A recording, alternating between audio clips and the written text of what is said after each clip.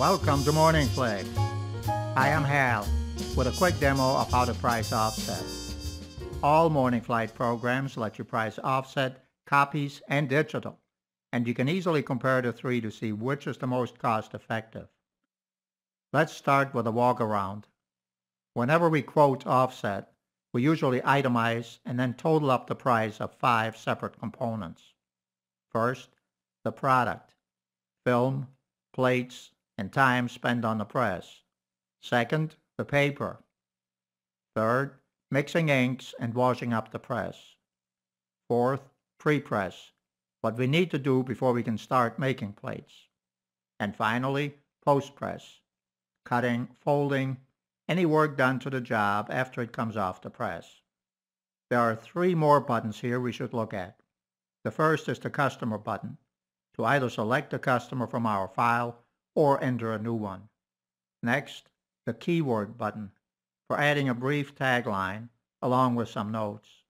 And last, the quantity button, for changing our default quantities. Here we can also designate a job as a reorder, meaning we don't have to charge for new film. Whenever the cursor turns into a camera, you can left-click and zoom in for a close-up. A tap on the arrow brings up the next quantity. Note that in the product close-up, only 3 items are affected by quantity: the amount of ink that's being consumed, hours spent on the press, and packaging. In the close-up for paper, a yellow triangle points to the vendor's cost bracket. Here is part 2 of our ink component, the price we charge for mixing inks, close register if necessary, and washing up the press. The pre-press close-up shows itemized prices for typesetting, scans, and proofs.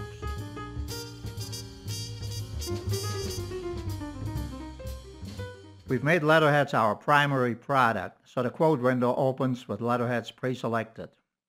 If you needed to switch to another product, you would click or press F2. You can also swap out the primary product and have the quote window open with something else, including copies and digital.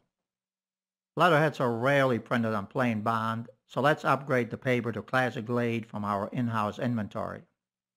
For ink, we'll use black and 2 colors. First, click on the arrow to tell the program how many colors you need, then enter the actual colors. If the ink has no PMS number, click this button to open a browse window. To charge for artwork, click or press F6.